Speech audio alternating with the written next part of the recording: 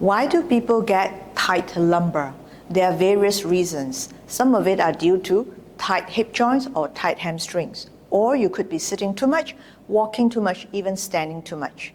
But it's very important to release this part of the body, because when the lumbar spine has more space, it will uncoil to release the middle part and the upper part of the spine, gradually helping us to improve spinal mobility over time. Not to mention that it can also give us more space in the hip joints, which is very much needed. So I'll be taking you through a series of movements, doing active stretching and rotational moves. All you need is a mat. No small props today. And before I forget, please do hit the subscribe button. It will just take you a few seconds. It costs you nothing, because I know many of you watch but you don't subscribe. But if you do hit the subscribe button, it will help me a lot to grow my channel, reach more people, and it will really mean a lot to me. With that said, let's start. The sequence is going to be quite relaxing and elongating at the same time. So we're going to come to laying down. And we're going to do the 90-90, but with a laying down position. Have your legs mat width apart, okay? And from here, you're going to walk your legs further front. It's okay if your toes lift off the floor, it doesn't matter. The more important thing is go wider, slightly wider than your hip joints. And keeping your knees and your toes in line, you're going to start to move both legs to one side, lifting the pelvis off the opposite side of where your knees are. Bring it up, and to the other side. You're already starting to lengthen the lumbar here, okay? Again. See if you can bring your knee a little bit lower this time. The more we bring our knee low, the more we are actually spiraling the lumbar spine here, elongating it more. But we don't try to push it down from the knee. Yeah? The reason why the knee could go down is because this is lengthening, therefore affecting the position of the knee, helping it to get lower, not by forcibly pushing the knee down. No, no. Okay, again. You might even feel the side of your thighs or the side of your pelvis being stretched here. That's a very good thing. And one more each side.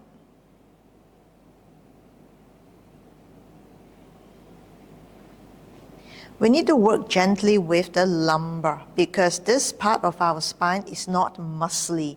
It actually has a lot of muscle fiber, and of course the way to release it is by two means. One is through breathing, another one is by releasing the soft tissues, okay? Now have your legs together.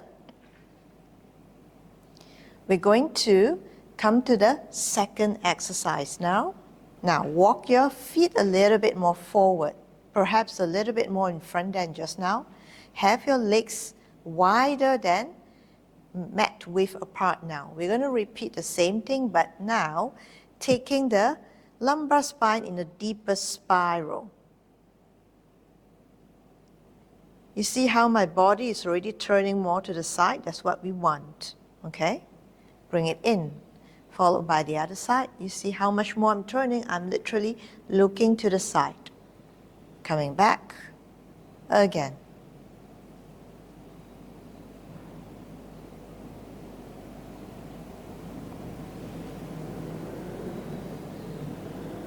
You can also open your arms to the side if you want.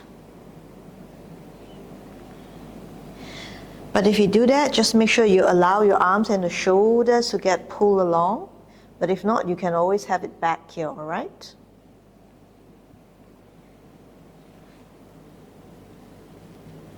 Allow your spine to bring your shoulders forward to the side if you have your arms down. One more each side. Feeling a nice release here. Now see if you can bring your pelvis a little further in, and look at how much I am spiraling here. Coming back, followed by the other side.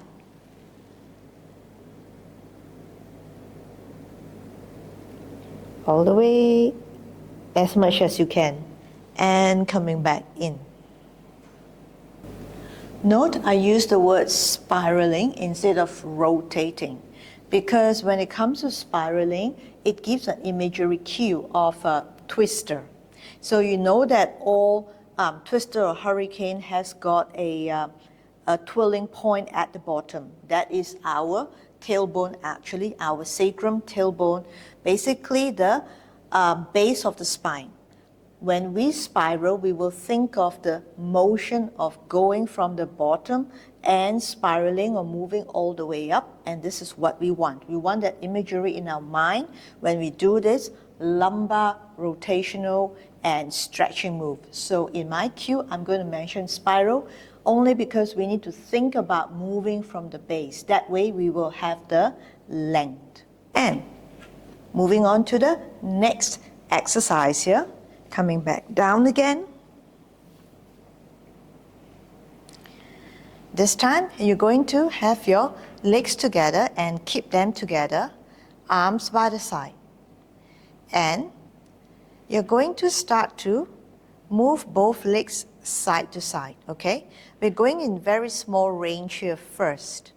That's because we need to peel the top leg off, the entire leg, including the base of the foot off.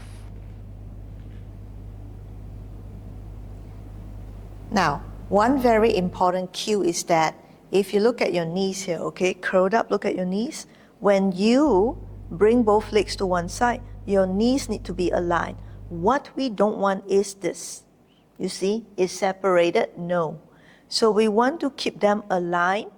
That is why the top leg can peel off the floor.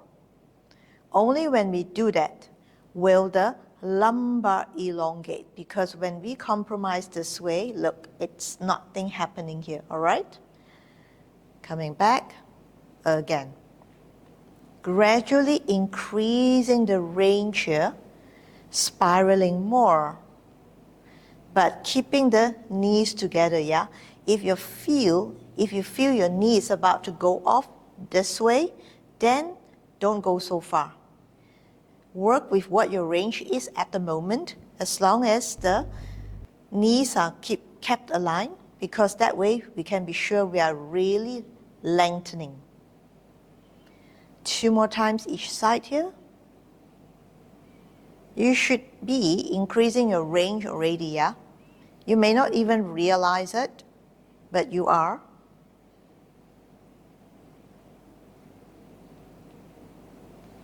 And the last time. Okay, and bring your leg down. Now, we're going to move on to the next variation, okay? Where you have the legs up,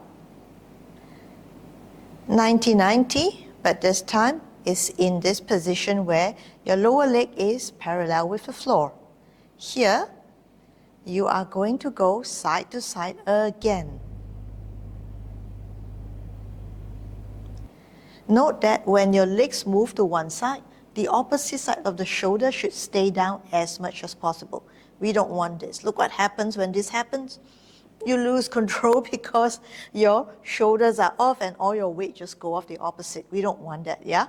So when we bring our legs stacked together to one side, this side of the arm pushes down, shoulders stay down as much as possible. If this is your range at this point, then this is your range. It's okay, okay? Bring it back to center and the other side. Again, keep the knees in one line. Press the other arm down, keeping the shoulders down. Pointing your toes if you can.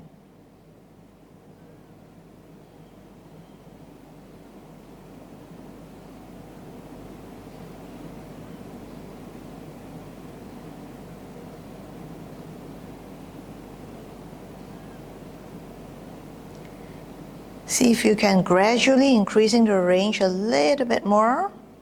One more on each side.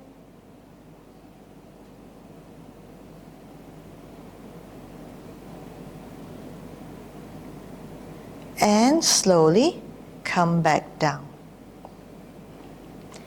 We are staying lay down this way because we need our upper body totally relaxed so that we can just focus on the lower half, lumbar and below, right?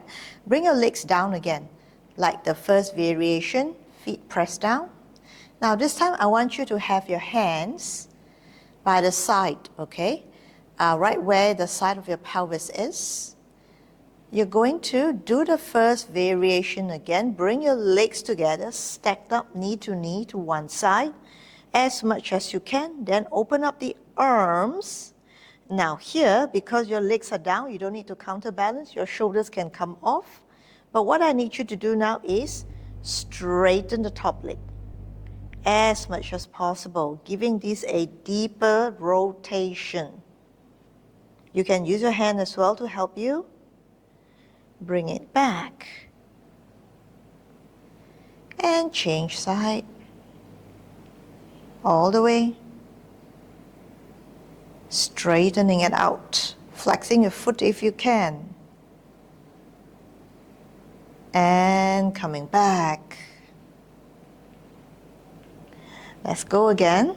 Doing it very slowly, yeah? So I hope you are doing this movement with me, because if you're just watching, you're probably going to be very bored. Like, gosh, why is she moving so slow and talking so much?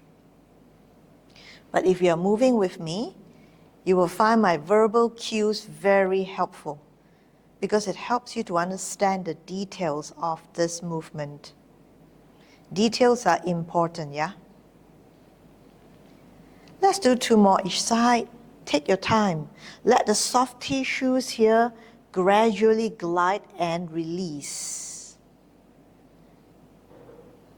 The joints take time to release too, yeah?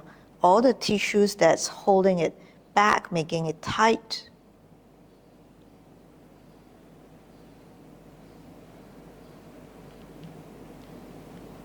And lengthen out.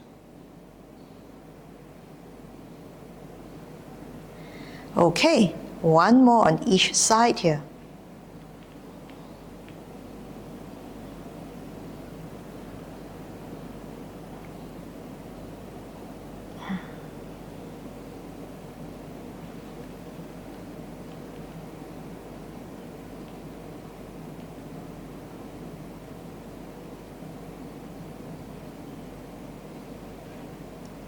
Coming back to center, straighten your legs.